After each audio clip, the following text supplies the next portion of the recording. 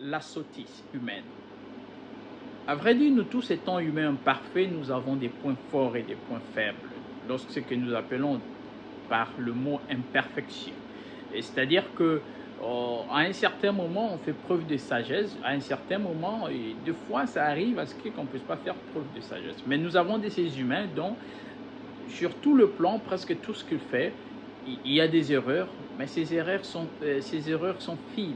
Ce n'est pas vraiment grave. Mais il y a d'autres, malgré leur âge, malgré leur expérience de vie, toujours, tout ce qu'ils font, il y a toujours des erreurs très graves. Quel est le problème? Il faut comprendre, premièrement, cela peut être dû à l'entourage, de la manière dont la personne a grandi. La personne est grandie comment? Son entourage était comment? Des fois, et cela pourrait être aussi ce que la personne a appris au courant de sa vie et aussi des erreurs que la personne a commises. Nous avons ce que nous appelons par le parcours de la personne. Si la personne a pu commettre tellement des erreurs, du coup, quand la personne pourra vieillir, la personne ou atteindre un certain âge, on va voir qu'il y aura des erreurs qui seront à répétition. Ça, c'est normal. Et très souvent, je l'appelle pas l'échec de la vie, mais ce sont des tâches de vie qui fait à ce qu'il y ait certains blocs quelque part lorsque nous vieillissons.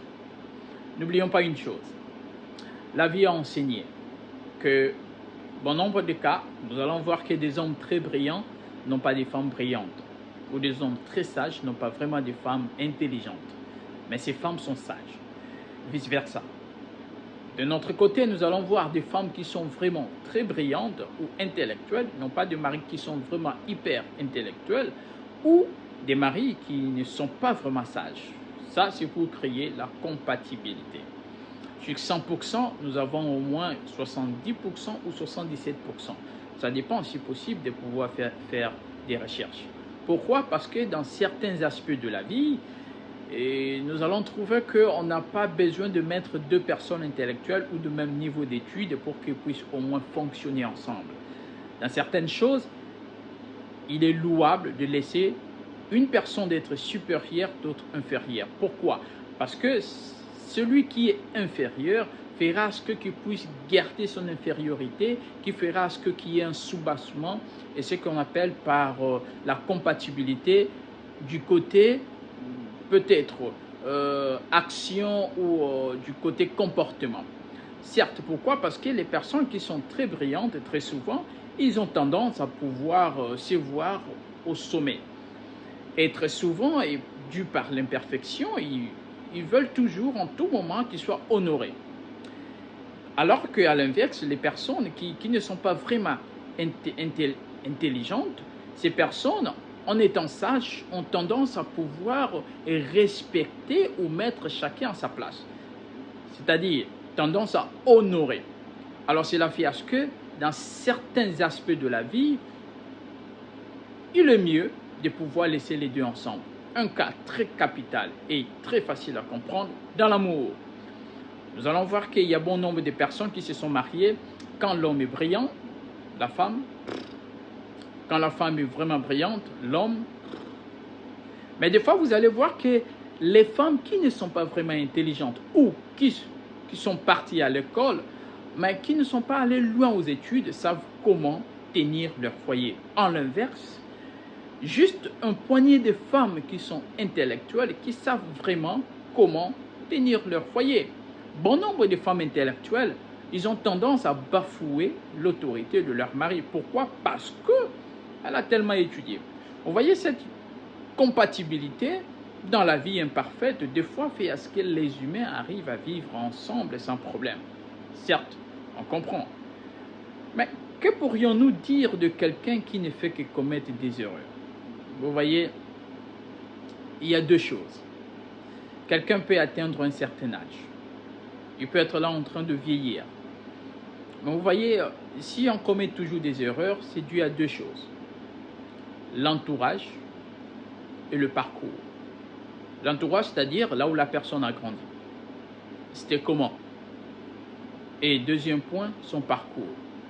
L'entourage pourrait être bon, mais le parcours de la personne était comment? Et aussi à savoir, la manière dont, dans son entourage ou dans son parcours, les gens posaient toujours le raisonnement. Si certains raisonnements étaient bâclés, la personne aussi en grandissant, il sera là en train de commettre des erreurs. De ce fait, aujourd'hui, nous voyons des grandes personnes dont on ne peut même pas imaginer commettre des erreurs si graves. Alors que, à l'inverse, on peut voir des jeunes qui sont là, mais qui commettent peu d'erreurs. Pourquoi? Cela est dû à ces deux points, l'entourage et le parcours. Alors, il serait mieux d'arrêter de juger. On n'est pas là pour juger quelqu'un ou lorsque quelqu'un commet des erreurs, commencer à dire que voilà, c'est-à-dire que son parcours, non. Deux fois aussi, l'entourage et le parcours étaient si bons et meilleurs, mais que la personne, par l'arrogance ou l'orgueil, ne s'est pas laissé façonner. Et après, cela conduit à quoi?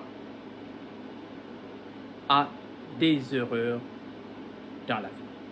Voilà là où il est très important de pouvoir réfléchir et voir que dans la vie, si vous voyez qu'il y a parfois certaines choses et qu'on s'est dit, c'est comme si la vie, oui, la vie n'est pas parfaite, mais elle est injuste. Non, la vie n'est pas injuste. C'est nous les humains et nos actions qui nous définissent. De ce fait, il y a ces incompatibilités dans la vie qui sont très importantes et qu'on est censé accepter cela comme tel.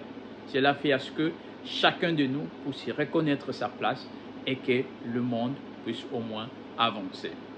Merci et on aura une autre vidéo qui parlera de notre sujet pertinent de la vie prochainement. À très bientôt. Ciao.